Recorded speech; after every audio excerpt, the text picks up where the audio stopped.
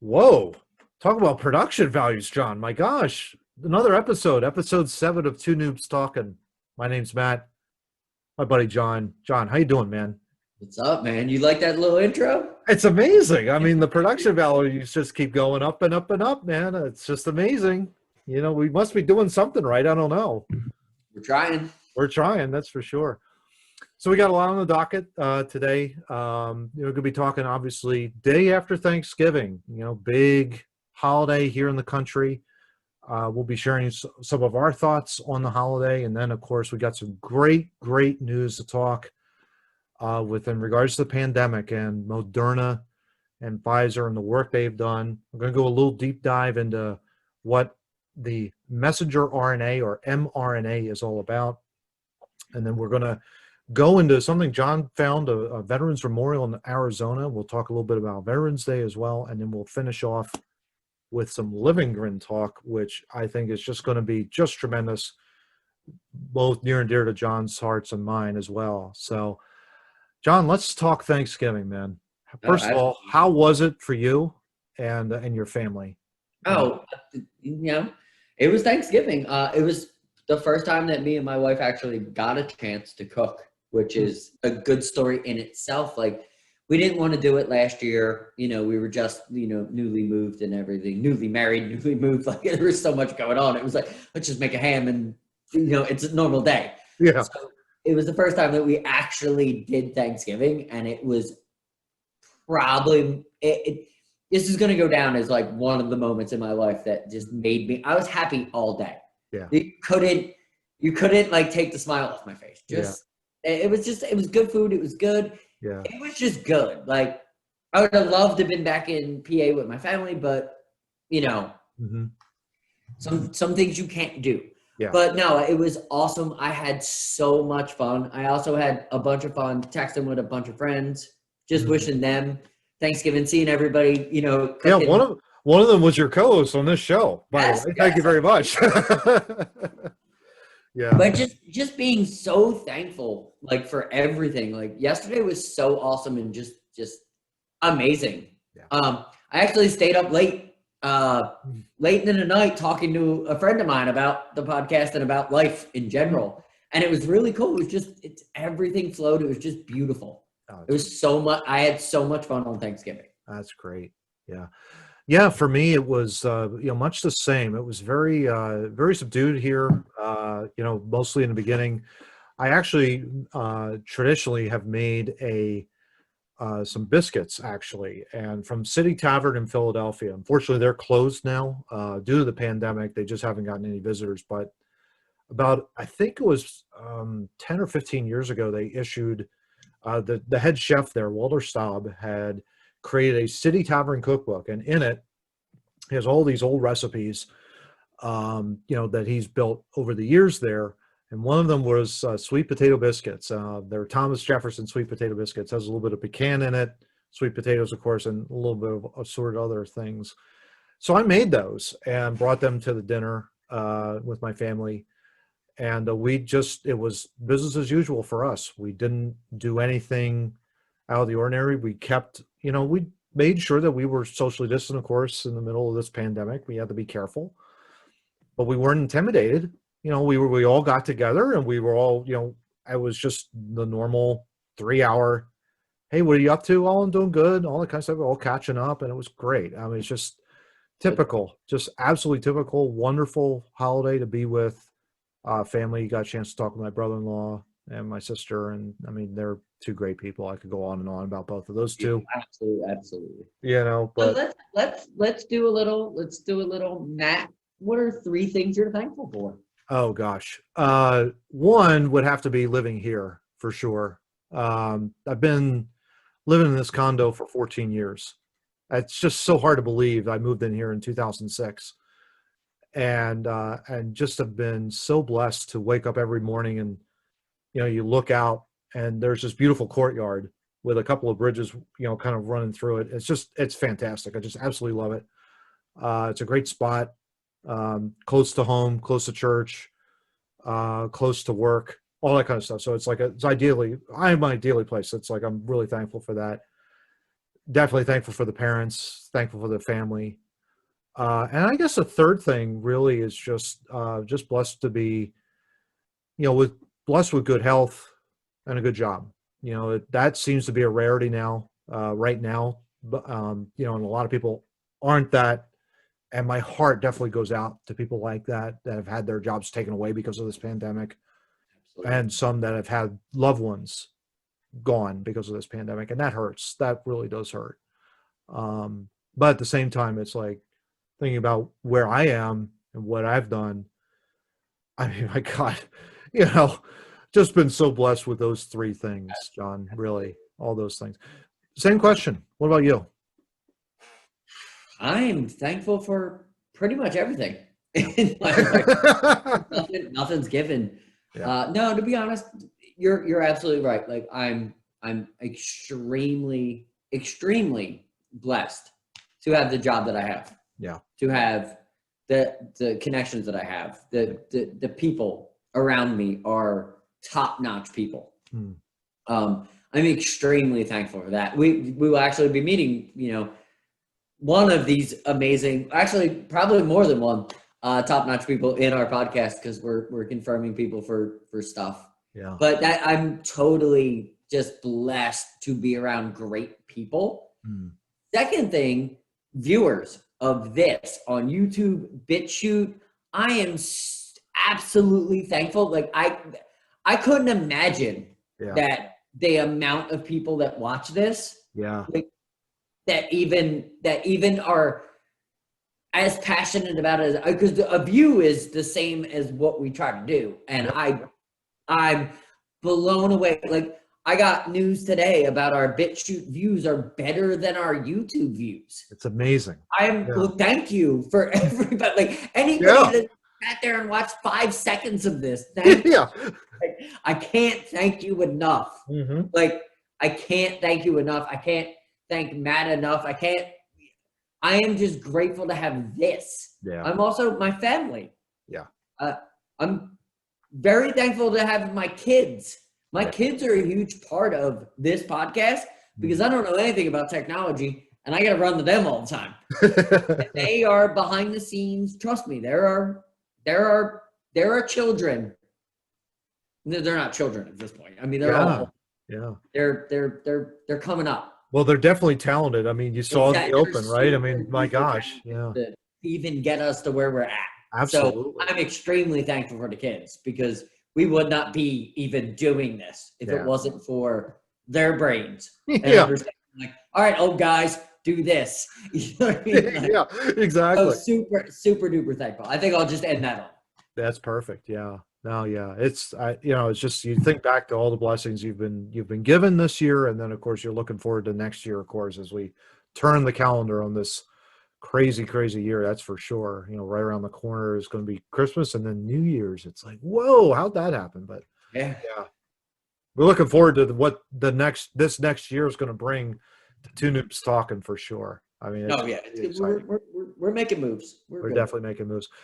So let's jump into the COVID talk, and tell us what you've learned. Just an amazing thing. Moderna, of course, announcing that their vaccine has a 94.5% efficacy rate in protecting people in COVID. Now, I mean, just in and of itself, that was amazing when that news came out. I was blown away by that news in and of itself, to hear that a vaccine that was created in little less than 10 months has a 94% efficacy rate in their phase 3 clinical trials. And phase 3 trials, like, you've got tens, if not hundreds of thousands of people volunteering for this, and they're protected against this virus. It's really amazing. And it's a new technology that admittedly at first was, we weren't really quite sure what to make of this. We weren't quite sure, like, what is messenger RNA? So what you're seeing on screen is basically a PDF copy of an article I found from Business Insider. And if you haven't gotten a chance to go to that website, go there. It's a fantastic website. They've got everything what's going on basically in the tech world, business world, whatever the case may be, and of course in science. And the fact that this headline that they have, that their Moderna's vaccine was designed in 2 days. I mean, it's just utterly remarkable. And then, of course, over here, you see, like, here's an example of how messenger RNAs work. And I'll just leave that on screen for everyone to see from start to finish. But it really is amazing, John, when you stop to think about this, that a vaccine that would have taken years to make now is pretty much shrunk down to less than a year. I mean, let's think about that. Let's talk about that for a minute. It's crazy to see science be given the ability, first of all, because it's one thing, like in the business world, science always falls behind the dollar because it costs money. Like, that's where grants come from. And we didn't know there were jumping sharks many years ago until the Discovery Channel, and people were able to put money behind that. And then we were able to see this amazing thing. I think this is the same thing we're going towards a vaccine. President Trump and his administration, not, taking sides, but he was like, hey, we need to focus money over here. Mm-hmm. And it looks like it's working out. Yeah. It really does. It looks like they're doing stuff that I've never seen before. I'm not a scientist, but all those words, it makes sense, but you know what I mean? Like, it seems like scientists are doing what scientists are supposed to do. I think right here is pretty much like the key article, again, from Business Insider. The experimental vaccine, this messenger RNA vaccine, was also far more effective than expected. The FDA had said that it would likely approve a vaccine if it was half, basically 50% effective. They would have been like, okay, that's good.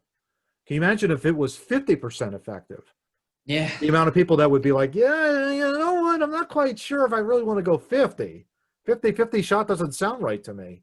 No, I don't play Russian roulette. I don't think many No. people do. But the fact that they've got it up to 94 and a half to 95% effective. Pfizer, of course, also has their candidate, again, messenger RNA vaccine, where they're saying that it's also 95% effective. The only difference with them is they've got to make it in a much cooler and colder temperatures, storage-wise, that kind of thing. And so thank God we have things like dry ice more than anything else. Well, I'm more thankful for dry ice at this point. Exactly.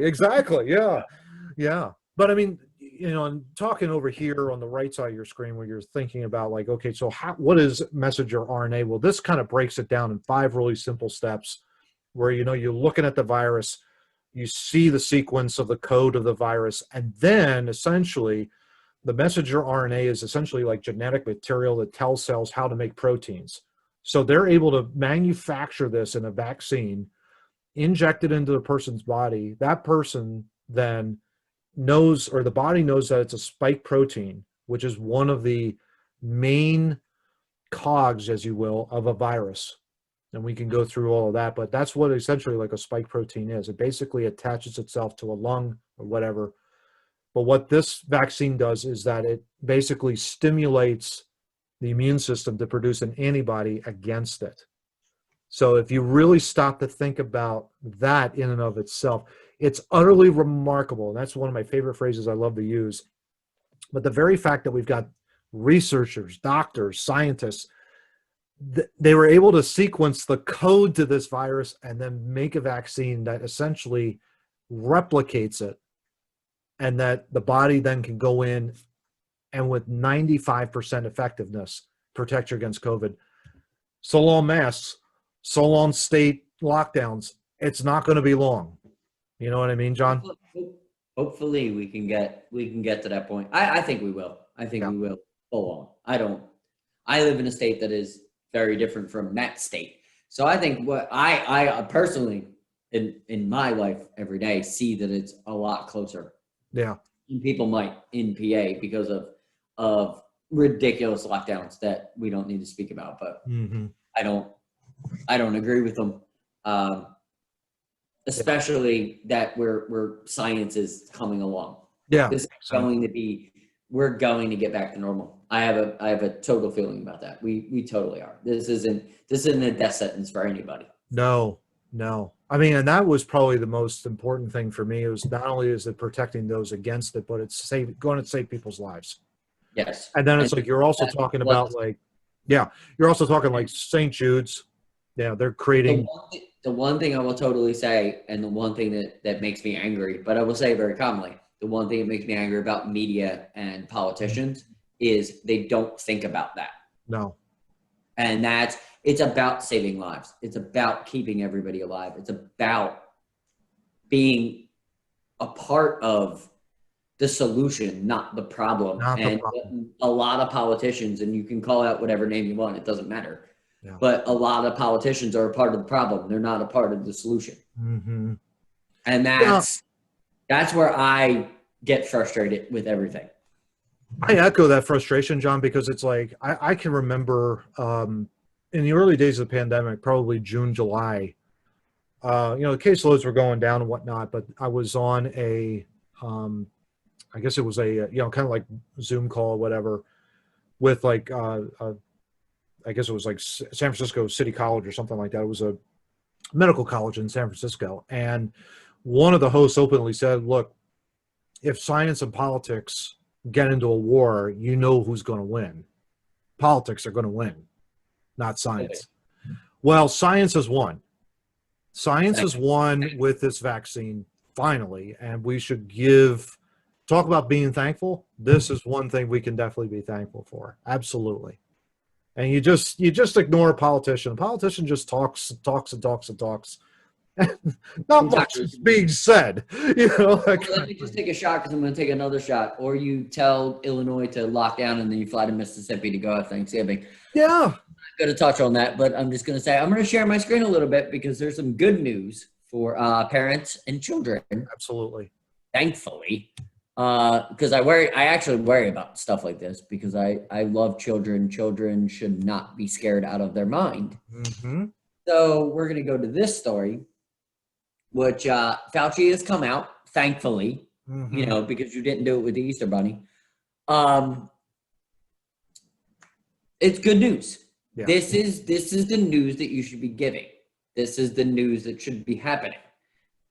So apparently Santa is innately immune to COVID-19. Yeah. So as he flies across the world and delivers presents to everybody, yep, it's not going to be that big of a deal. Yeah. So we just got this right here. Just look, Santa is exempt because he is full of all the good qualities. He has a lot of good innate immunity. Yeah. And Santa's not going to spread infection, sorry, said that wrong, to anybody, which is awesome. That's something, if you've got a small child or you got you got someone that's doubting Christmas and is afraid of Christmas. Thank you, Dr. Fauci. Yeah. I don't like you, but thank you for actually coming out and doing something right for humanity. Yeah, exactly. But yeah, I can't help but wonder, John, thinking about what you just said, how many kids have that thought? Oh my God, am I going to get Santa infected? And it's not okay. It's not.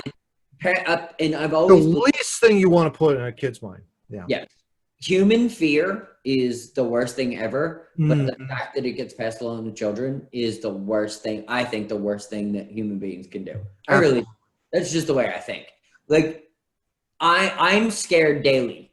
I have anxiety daily, but you can't, you know what I mean? Like, when your lights are getting shut off because you don't have money, the last person that needs to know that is the child. Yeah. That's the way I feel. Absolutely. So, not that happens, I know that happens to people, and please just, we all need help. We all need, we all need steps forward. But it's essentially one burden that a child doesn't have to carry. Yes.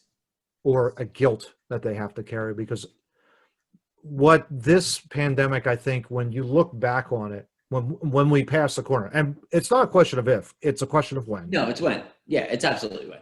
When we look back on this, we're going to be really, we're going to look on this as like a foolish time, because the amount of undue stress that we placed on ourselves really was unnecessary for a lot of people. Absolutely. And the funny part, not funny as haha, like we've done this on podcasts before. The funny as irony is that nobody, literally nobody, there's nobody in this world that walks out of their house, goes to their car, and is like, I'm going to affect 30,000 people. That's only in movies. That's not real life. Yeah. Inherently, most people are good. You have a very small, the FBI even they have literature about this. Yeah. Yeah. Innately, most people are good. Well, think about this too, John. Like, if you think about, we talked about the infection fatality rate for, a couple podcasts ago, and looking at the scale of the pandemic, of this pandemic compared to history, it's on the low end. And we're very fortunate in that regard with the vaccines that are going to be rolling out in December.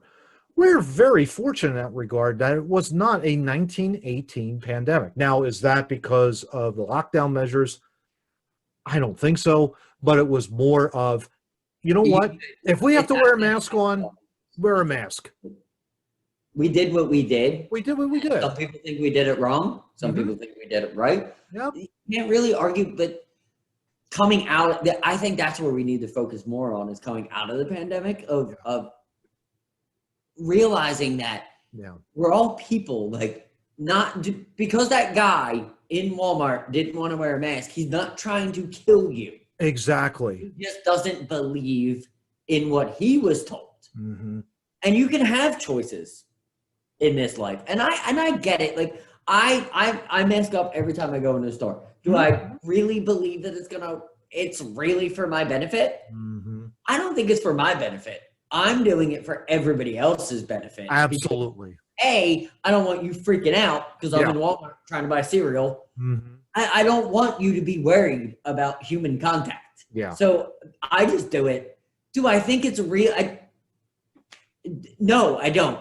But I'm not going to be that guy that's going to run into a building and yell fire. That's not what I do. Yeah. That's not how I operate. Exactly. And that's what I want to get across with COVID. I think most people are doing that because they don't believe in some of it. Yeah. And, people believe in some of it, and that's okay. Yeah. Because we're all in it together, but we're all going to have a difference of opinion. Absolutely. And the difference of opinion is okay. Yeah. Yes. It really is. It really is. Yeah. I have no problem with, anybody telling me how serious this virus is. I also have no problem telling you that I don't think it's as serious as people think it is. Based on the data that I have. Yeah. That's also okay. Because we both learn from different trees. Oh yeah. And that's also okay. And we've gone through it together, of course, on this podcast, talking about, well, the data shows it's not as horrible bad as people had thought it was going to be. And that's not to knock anybody. That's to say this is a really, really good thing. Yeah, that it's not as severe. Yeah. Yeah. Well, I mean, let's move on, John. Yeah, we beat that to death. Let's go. Let's dive into this wonderful Veterans Memorial that you found in the state of Arizona, which I didn't know about. But I didn't even know this thing existed. Yeah. One sec. This was on my Instagram that I saw this. But what we're looking at right now is this is a Veterans Memorial. Thank you for everybody. In my family, not in my family, anybody who's listening, if you've served a second in any armed forces, absolutely. I don't care what it is. There is no level of, oh, well, I had to, or thank you. Did you took time out of your life to do something for humanity? Love everybody to death. Absolutely. You'll never hear me say across work. Hmm. But let's get into this a little bit because I didn't know this existed. When I saw this existed, this is I need to go. I'm like Yeah. planning now to go because I have to go. Yeah. So at 11:11 on November 11th, the sun perfectly aligns with this veteran memorial at 11:11 a.m. each Veterans Day, Mm.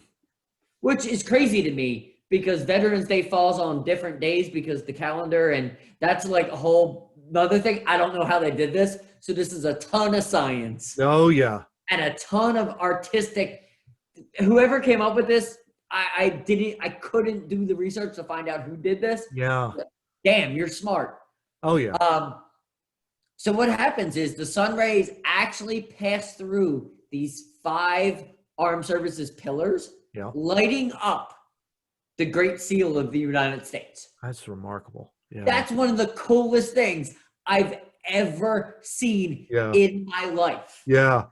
Oh yeah. Like I can't even. I stumbled when I saw. I was like, You kind of go, what the heck? Yeah. Yeah. wow, Yeah. that is Yeah. amazing. Like whomever did this is. It's really remarkable. I lost words. Yeah. Wait, No, it's remarkable. Yeah. It's great. I mean, and I think you have a next tab over there, John, on your screen, no, I talking about it a absolutely little bit do. I'm further. just But gonna. Yep. Here we yeah, go. That's what it looks like. I mean, and you could see you've got probably looking at it, you've got, of course, the American flag, but then you've got 5 separate pillars. You see them like 5 benches for each one of the armed services. I'm sure you got Army, Navy, Air Force, Marines, Coast Guard, and then you've got your pillars, basically coming down from here all the way straight down, and there's your Great Seal. So it must be an amazing Veterans Memorial. I did not know this existed in the state of Arizona at all. Of course, like my dad, who we're going to have on in the podcast in the No, summer. Really absolutely. looking forward to that. I think he will love this. I think he would love this too, knowing about it. He probably knows about it more than anything else, but just didn't realize or just didn't tell me about this. But I'll have to ask him about it when I see him on Sunday. Oh, no, absolutely, But it's absolutely. really amazing in the fact that the joy that our country has towards our veterans, towards those that served in our country. And I think I wanted to kind of bring this up as well, because there's always been a confusion, I think, for many that aren't in the military, of there are pretty much like 3 days reserved for like the armed services, and they are Memorial Day, Armed Forces Day, and Veterans Day. So Memorial Day is to remember those that have died in all wars that the United States has been involved in. Doesn't matter if it's Civil War, Revolution, the entire history of the entire history of our country. We honor the dead during those days. It's not it's the unofficial kickoff of the summer. That has always annoyed me.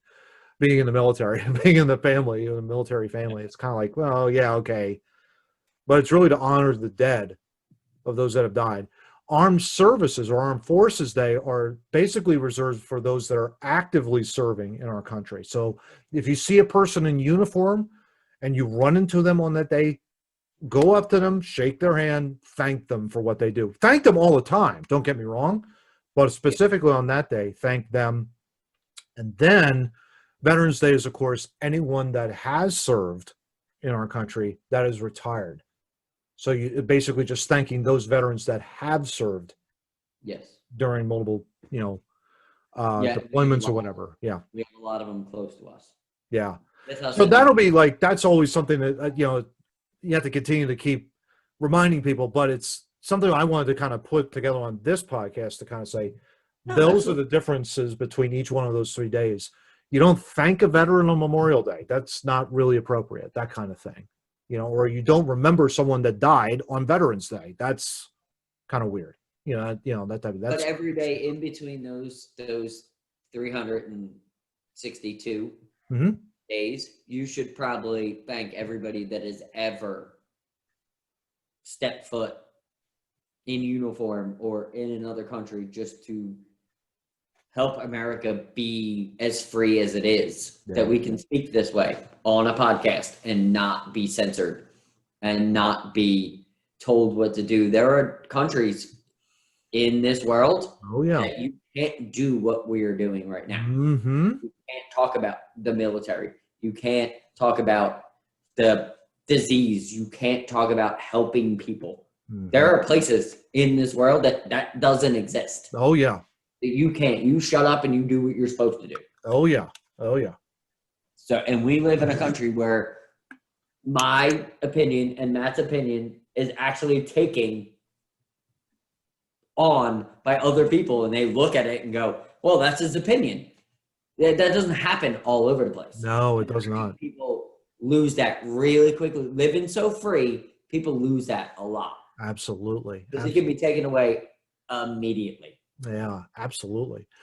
But yeah, just I think probably the one encouragement that I would say is, you know, for those that are listening to this podcast that aren't quite sure like really what to do in terms of thanking a veteran, it's, you know, because they're not easily picked out. Sometimes you'll see them like they'll wear a lot of hats that'll say like, oh, I served in the Korean War, I served in World War II, which is the greatest generation, hands down, forever, for all time. But then you'll see a Vietnam veteran. Make sure to thank the Vietnam veterans because they did not get thanked when they came home. In fact, they were spat upon by a lot of people that were upset over the entire war to begin with. Unjustly got criticized because, you know, because they lost in Vietnam. That was not their doing. Thank those veterans that served our country. They get slighted a lot. They got slighted, not a lot. They got slighted immensely when they came back home. But they deserve all of our thanks now. And it's important to do that now.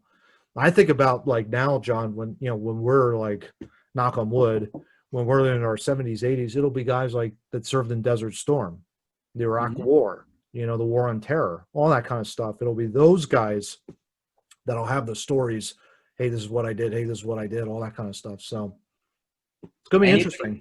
Yeah. Anybody that has done anything, it doesn't matter if they went to boot camp and they were ejected out in 6 days. Yeah.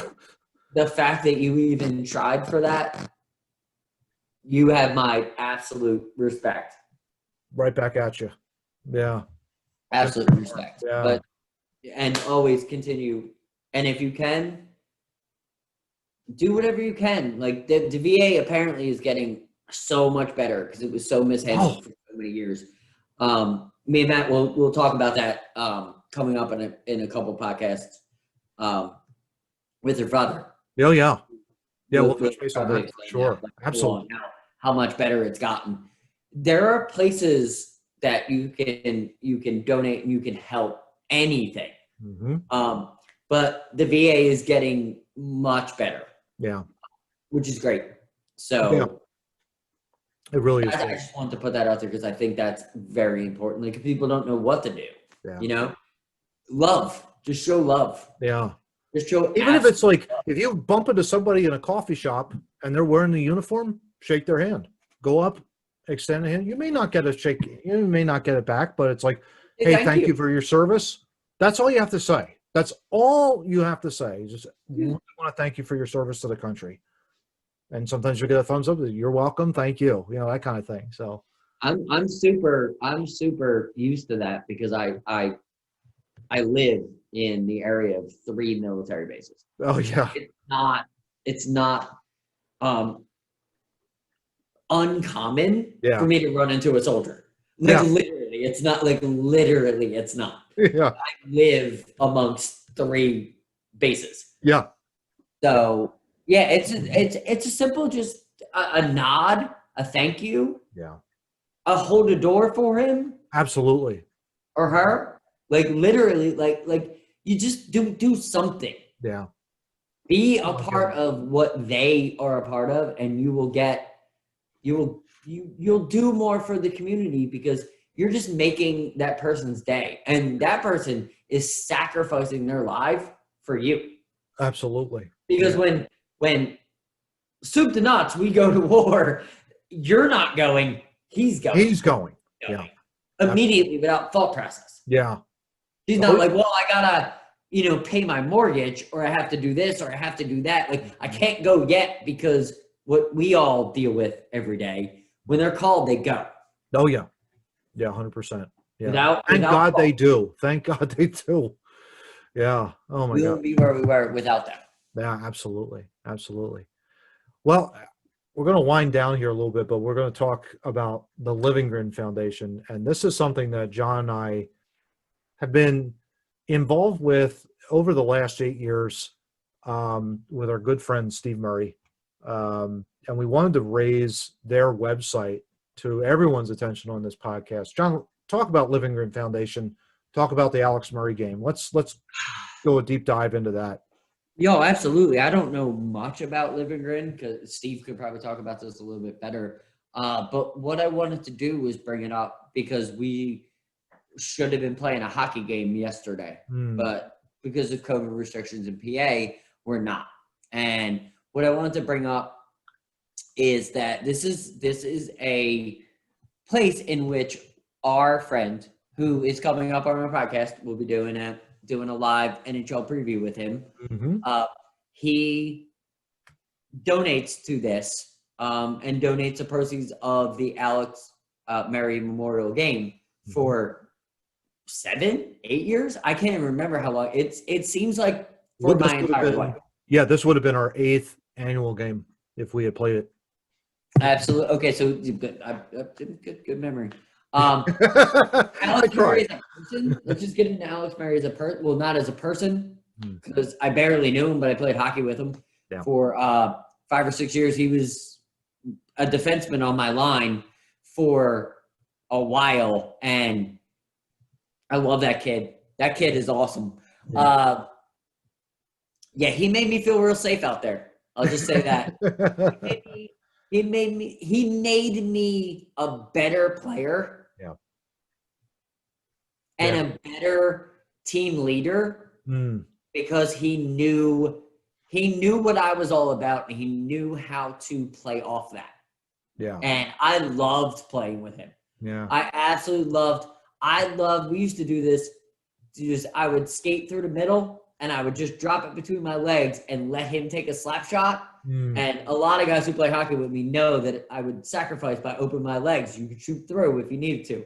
I wasn't worried about that.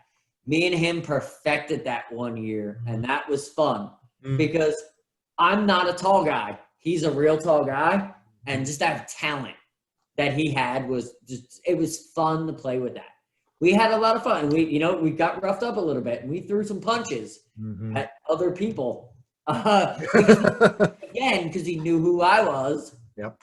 And he knew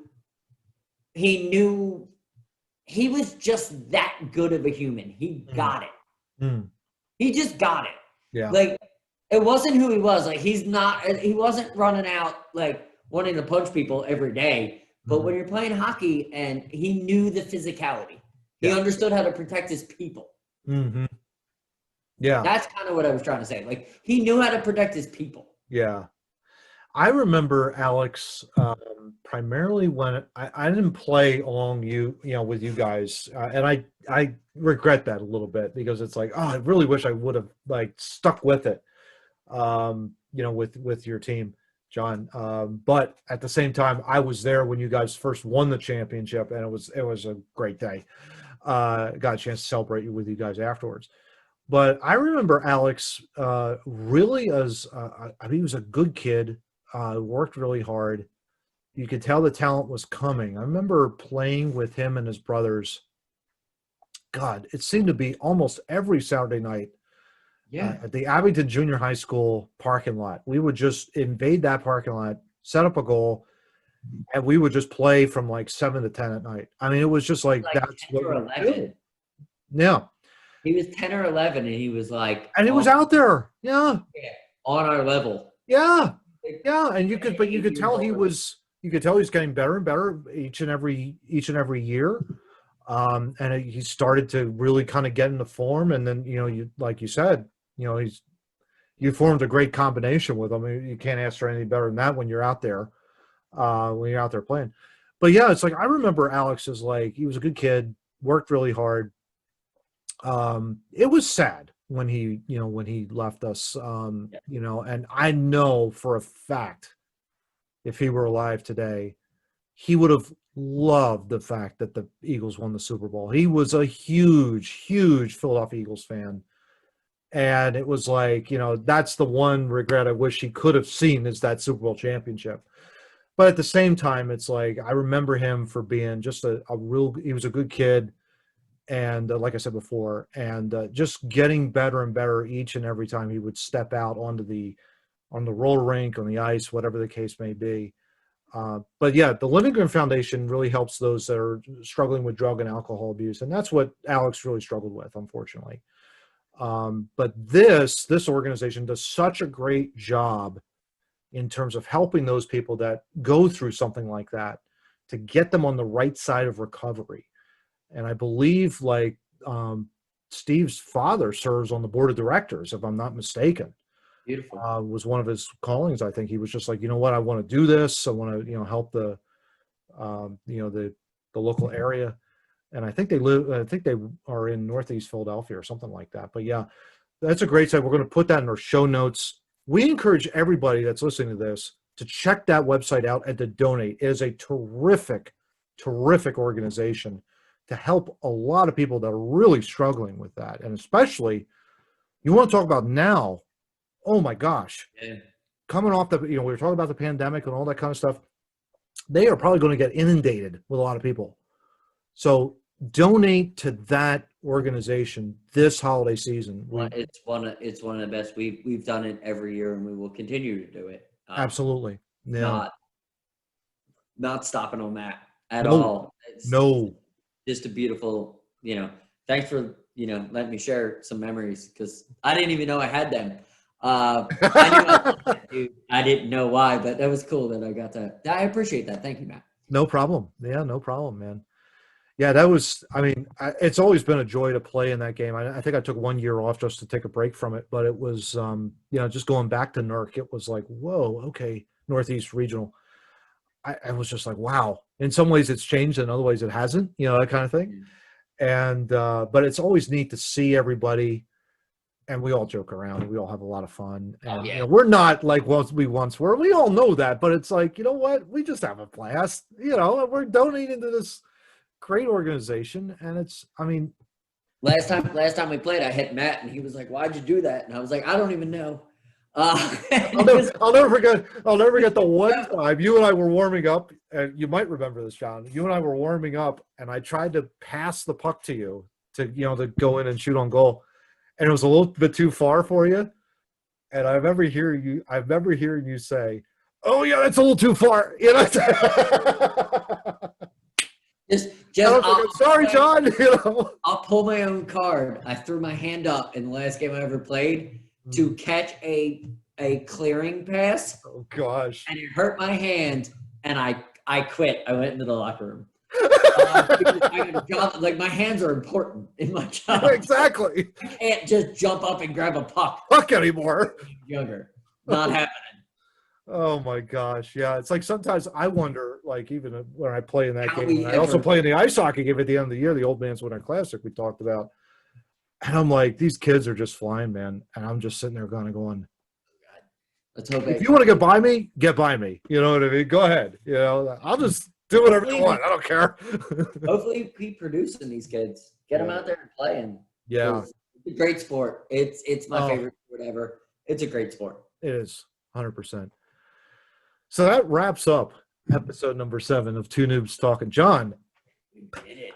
Where can people find us? It seems like they can find us everywhere, but where can they find us? Oh, well, absolutely. We're gonna go YouTube first, Bitchute and Rumble. That's our video. Mm-hmm. We are working towards other things. So soon you probably will get us on Spotify or Apple, hopefully soon, maybe end of the year. But definitely YouTube, Bitchute, Rumble is where you find us. Thank you, Bitchute. Thank you, YouTube. Anybody that has watched this at all, thank you so much on this. Also, Instagram, Twitter, Facebook. Parlor. I think we're all over. But there's some things I don't even know we have. I think we have that we don't manage well enough. But We're taking advantage of all social media channels. we're trying. We're trying. If there's social media, you could probably find us. That's right. And That's if you right. can't, please comment below, subscribe, because like right down there Yeah, somewhere. at the end of the video, you can subscribe. It's a thing right down there. Yeah. Hit that notification bell. Hit the notification bell to be alerted to any new videos that we put out. Like it. Tell us we're dumb. It doesn't matter. Yeah. It's awesome. Yeah, exactly. That's what we want. We always have fun doing it. And yeah, it's like we're looking forward, of course, the next week. And of course, we're going to be doing a post show probably the next day or so. So we'll, recap this show and we'll talk about what's going to happen next week. And Absolutely. Yeah, it should be a lot of fun. So, John, I think there's one more thing before we sign off. I don't know. Is there something we don't want to? Yeah, I'll try not to. Talk to y'all later.